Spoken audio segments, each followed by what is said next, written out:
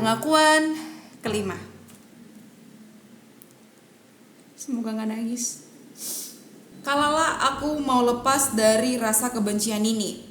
Aku benci papaku, dia menyiksa mamaku tiap hari. Begitu juga dengan adik-adikku. Papaku ketangkap basah selingkuh, bukannya minta maaf ke mamaku, malah mau dipukuli, dihajar. Oh Tuhan Yesus.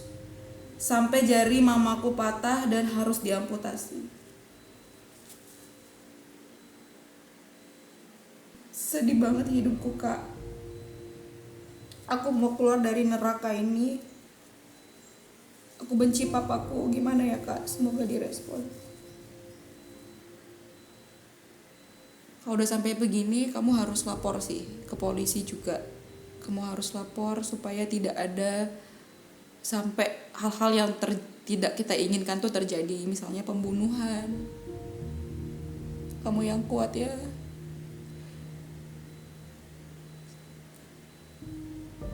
Kamu berdoa, minta kemurahan Tuhan, supaya kemurahan Tuhan turun untuk keluargamu. Aku percaya tidak ada yang tidak mungkin bagi Tuhan Yesus. Tuhan mampu mengubahkan siapapun.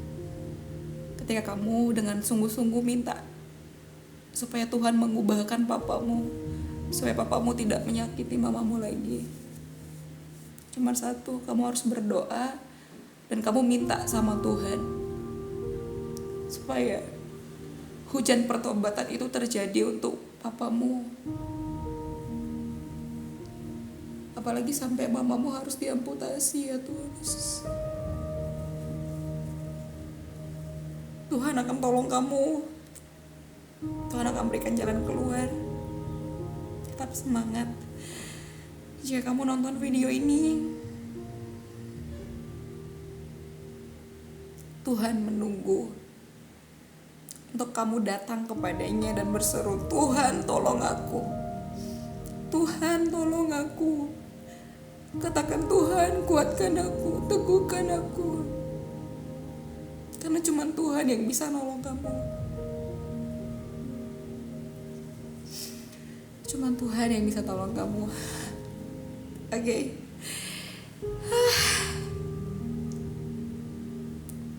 Kita next ya guys. Pengakuan ke-6. Kakak, pengakuanku, aku pernah mencuri uang gereja. Karena aku harus menghidupi keluargaku, aku dihantui rasa bersalah, Kak. Di gereja aku terus dibully, dikucilkan, diasingkan, ada rasa benci kepada mereka. Orang-orang gereja, menurut kakak aku harus gimana ya, Kak? Oke. Kamu bilang kamu mencuri uang gereja. Mencuri uang orang aja kamu udah salah. Yang namanya uang gereja itu yang namanya uang Tuhan gitu loh. Itu uang Tuhan kamu curi. Ini siapapun kamu mencuri aja udah salah banget. Walaupun dengan alasan kamu bilang untuk menghidupi keluargamu. Kamu bisa menghidupi keluargamu dengan cara apapun, tanpa harus mencuri, tanpa harus membunuh. Kamu masih punya tangan, kamu masih punya kaki, kamu masih punya tubuh yang sehat, kamu masih punya mulut. Bahkan dengan handphone kamu bisa mencari nafkah untuk keluargamu. Kalau memang kamu ingin memberkati keluargamu dengan berkat yang benar, bukan dengan mencuri. Terus kamu bilang, kamu dibully, kamu dikucilkan, kamu diasingkan, kamu dibenci. Aku mau bilang nih sama kamu. Sebelum kamu dibenci, Tuhan Yesus kita sudah lebih dahulu dibenci oleh dunia ini. Jadi kamu jangan heran. Kenapa? Ya karena kita beda. Karena kita beda dari dunia ini. That's why kita dibenci. Tapi lebih daripada itu, kamu koreksi dirimu. Apakah ada yang salah dalam dirimu? Apakah ada sesuatu yang salah banget sehingga orang... Aku gak membenarkan dibully ya. Aku bukan membenarkan kata bully atau dikucilkan seperti itu. Itu sama sekali gak boleh sebenarnya. Kalaupun kamu gak suka terhadap yang lain, kamu gak suka terhadap satu orang ini, yuk kita teman-teman gereja tegur dengan kasih. Tidak dengan membuli, tidak dengan mengucilkan, atau bahkan membuat dia drop membuat dia down sedown-downnya. Karena itu cara yang salah sekali. Kalau kamu tidak suka dengan caranya, kamu tegur dengan kasih, bukan dengan membuli. Jadi itu yang bisa saran dari aku. Pertama, kamu gunakan akal budi kamu untuk mencari uang dengan benar, untuk memberkati keluargamu dengan benar. Kedua, kalau kamu diasingin sama siapapun, dikucilkan oleh siapapun, kita lihat Tuhan kita aja udah lebih dahulu kok diasingkan. Tuhan kita bilang, sebelum kamu dibenci aku sudah lebih dahulu dibenci dunia. Yang ketiga, ini pesan buat semua teman-teman yang di gereja, notaben dari gereja manapun, ya, semua gereja. Yuk kita praktekkan hukum kasih, dimana ketika kamu gak suka, kamu tegur dengan kasih. God bless you. Pengakuan ke-7. Semoga ini tidak menguras air mata lagi ya. C, aku perempuan jalang. Wow. Aduh, Tuhan Yesus. Udah banyak perlakuan kasar yang aku terima dari tamu-tamuku. Kenapa kamu harus menjadi perempuan jalang? Kenapa kamu harus lakukan itu? Saudaraku, saudariku. Aku dipukul pakai gesper. Oh Lord, tanganku dicucuk garpu. Aku digampar dan banyak hal yang mengerikan kualami. Sekarang aku di titik ingin mati dan gak ada harapan lagi, Cek. Tapi karena aku ngelihat video Cece, aku penasaran apakah aku perempuan jalang ini diterima Tuhan Yesus. Pertobatannya, aku benar-benar cewek berdosa, Cek. Aku pengen banget kayak Cece hidup dengan kasih, mengabarkan kasih itu jadi berkat buat banyak orang. Cece adalah panutan dan sangat menginspirasi aku sekali. Terima kasih Tuhan, Engkau kirimkan Celala buat kami. Oke, sebelumnya aku terima kasih. Aku sangat bersyukur kalau misalnya videoku tuh nyampe kepada kalian-kalian yang saat ini dalam terpuruk. Aku sangat bersyukur karena memang itu tujuanku.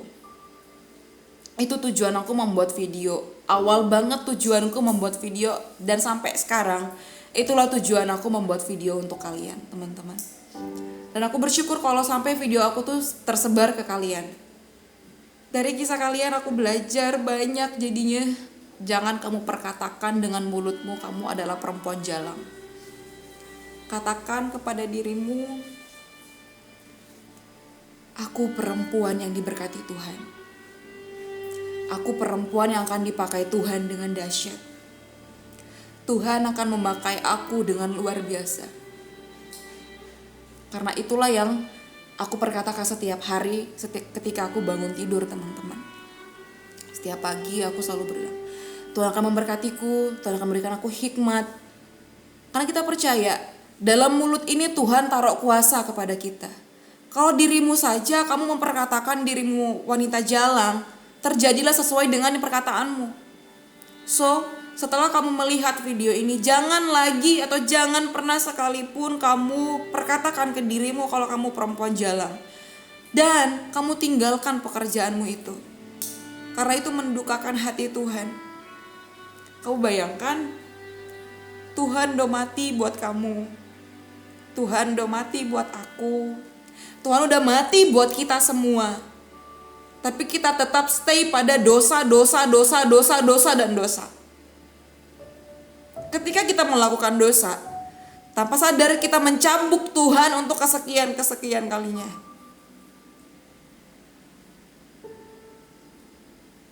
Apalagi kamu bilang kamu dianiaya. Kamu dipukul pakai gesper. Tanganmu dicucuk pakai garpu. Itu pasti berdarah, gak mungkin enggak. Kamu digampar. Yuk, kamu ambil tindakan. Kalau kamu bilang, Tuhan masih menerima aku gak ya, Ceh? Aku mau bilang ke kamu saat ini. Tuhan Yesus datang ke dunia bukan untuk orang yang benar, melainkan untuk setiap kita manusia yang berdosa. Aku berdosa, setiap kita manusia berdosa. Dan oleh sebab itu Tuhan datang ke dunia ini untuk menebus setiap kita. Dan kalaupun kamu tanya, pertobatanku diterima gak ya, Ce? Aku mau bilang sama kamu, pertobatanmu sangat-sangat diterima Tuhan. Saat ini Tuhan menunggu kamu untuk kamu meninggalkan pekerjaan kelammu itu. Saat ini Tuhan membuka tangannya kepadamu untuk menunggu kamu datang dan memeluk Dia. Kamu datang di hadapan Tuhan seperti saran aku yang sebelum-sebelumnya. Kamu datang, kamu akui dosamu, kamu minta ampun, dan jangan sama sekali untuk kamu kembali kepada lubang yang sama. Jangan kembali kepada pekerjaan kamu yang kelam itu. Dan setiap hari kamu perkatakan, aku anak Tuhan. Aku berharga, aku biji matanya Tuhan. Tuhan akan memakai aku dengan luar biasa. Tuhan akan menggunakan aku sebagai alat kerajaannya untuk menyatakan bagaimana kemuliaan Tuhan nyata atas dirimu. Kalau Tuhan saja bisa memakai aku, memakai setiap kita, Tuhan yang sama akan juga memakai kamu. So, kamu datang di hadapan Tuhan, kamu bilang, Lord, ini hatiku. Karena cuma Dia tempat yang bisa menyembuhkan hatimu, yang bisa memperbaiki hatimu yang sudah tidak berbentuk lagi. Ada pujian mengatakan, Lord, I give you my heart, I give you my soul, I live for you alone. Every breath that I take, every moment I'm awake, Lord, have your way in me. So, siapapun kamu yang buat pengakuan ini, Tuhan menunggu kamu. God bless you. Pengakuan terakhir. Hai C, aku seorang mentor yang punya kakak rohani. Wait. Mentor yang punya kakak rohani. Kamu berarti bukan mentor, berarti kamu menti. Kakak rohanimu tuh mentornya, kamu mentinya. Itu bukan mentor ya. Diperbaikin. Awalnya aku sangat mengagumi apapun yang dia lakukan. Oke, kamu mengagumi dia. Lebih tepatnya aku menyukai dia. Singkat cerita kami menjalani hubungan berpacaran. Setelah berpacaran, aku baru tahu dia bukanlah mentor yang benar. Oke. Dia mengambil keperawananku. Aku udah gak perawan lagi dan dia ninggalin aku. Wow! Aduh, pengen ku tonjol. Aduh, Tuhan Yesus, ampuni dosa. Aku terpuruk banget, Ce. Aku pengen bunuh diri tapi Tuhan selalu ngegagalin rencanaku. Aku pengen bertobat dan hidup kudus di hadapan Tuhan. Terima kasih untuk video-video Cece yang sangat menguatkan dan menegur aku. Oke, kita pertama bahas tentang ke mentornya. Ada banyak memang kisah mentor dan menti chinlock. Banyak banget. Dan kalaupun ditanyakan itu salah, itu tidak salah. Tidak bisa disalahkan dan tidak bisa dibenarkan juga. Dibilang dibenarkan ya memang ada benernya, tapi disalahkan juga kalau seperti ini gitu kan. Cuman yang disalahkan adalah ketika kalian mengambil keputusan atau komitmen untuk memiliki relationship gitu ya. Kalian tidak membangun relationship kalian itu atas dasar karena Tuhan. Ini sama seperti pengakuan yang tadi, dimana keperawanannya hilang. Cewek-cewek, please dengerin aku saat ini jika kalian menonton video ini. Satu aku ingin bilang, jangan terlalu bodoh. Tuhan kasih kamu tuh hikmat. Apalagi kamu bilang kamu cinta Tuhan, kamu mengasihi Tuhan, kamu ngasih barang berharga itu ke laki-laki yang belum tentu dia bakal jadi suamimu. Sorry kalau aku agak membara ya, soalnya dari tadi tuh perawan. Itu yang membuat aku tuh, yuk cewek-cewek sadar. Jangan lagi kalian dengan gampangnya terbujuk dengan rayuan-rayuan maut para lelaki. Dan kalian laki-laki, woi dengerin, laki-laki, apalagi kalian para mentor memanfaatkan kedok kalian cinta Tuhan, tapi sesungguhnya kalian Laki-laki please, kalau kalian mengatakan diri kalian mentor, kalian cinta Tuhan, kalian takut Tuhan, please jangan gunakan kedok kalian itu untuk menutupi kelakuan buruk kalian. Malu. Tahu ya kata malu? Dimana kita sudah menyandang, ini loh kita anak Tuhan, anak Kristus. Dimana-mana ada banyak orang yang melihat dan menyorot kita sebagai anak Kristus. So kita tunjukkan bagaimana sifat Kristus itu sehingga orang yang gak kenal Kristus jadi tahu bagaimana Kristus dari dirimu. Oke? Bukan kamu menutupi kedokmu yang bobrok dengan kamu, gua anak Kristus. Oke? Jangan gunakan kedok kamu anak Tuhan untuk menutupi kebobrokanmu. Saat ini jika kamu masih dalam kubangan itu, segera bertobat. Karena kita tidak pernah tahu kapan waktu kita. Dan kamu sudah membawa-bawa nama Tuhan. Wow, malu. Sama seperti aku juga tarik ke diriku. Aku menyebarkan firman Tuhan. Aku memberikan bagaimana kasih Tuhan itu. Tapi kalau tidak, aku jadikan habit dalam hidupku. Apalagi sampai keperawanan hilang. Dari tadi tentang perawan terus ya, jadi aku agak aku cuma bisa kasih saran itu. Kalian berdua datang di hadapan Tuhan. Terserah kalian mau lanjutkan hubungan kalian atau tidak, itu terserah kalian. Oke? Tapi yang lebih penting dari itu, kalian datang di hadapan Tuhan, kalian minta ampun. Jangan lakukan itu lagi. Dan kalian hidup kudus, benar-benar hidup kudus. Dan saran aku, jangan kalian berhubungan sih. Jangan kalian menjalani hubungan. Mending kalian benar-benar jaga jarak supaya tidak, istilahnya kita tidak mencobai diri kita sendiri. Mending kita jaga jarak. Ketika memang waktu kalian sudah tepat untuk dijadikan suami istri, segera. Sehingga selama kalian berproses untuk menjadi dewasa, berproses untuk dipersatukan Tuhan, kalian tetap dalam keadaan kudus. Seperti itu ya. Ingat pesan aku bagi para lelaki dan bagi kalian para perempuan. Apalagi para lelaki yang mentor-mentor ya, yang sudah tahu firman. Yuk lakukan firman yuk. Jangan gunakan cinta Tuhan itu untuk menutupi kedokmu yang bobrok sekali. Datang sama Tuhan, minta ampun seperti Raja Daud lakukan. Datang minta ampun, akui di hadapan Tuhan. Supaya anugerah Tuhan turun buat kamu. Dan kamu lakukan apa yang menjadi firman Tuhan.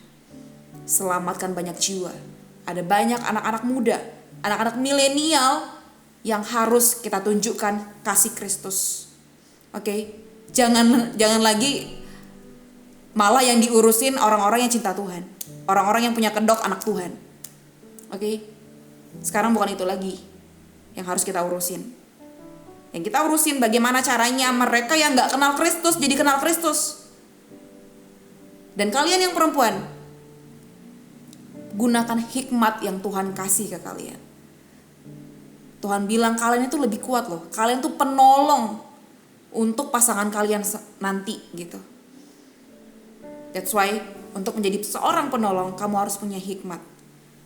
Barang yang berharga aja kamu gak bisa jaga, apalagi one day kamu membangun hubungan dalam berumah tangga.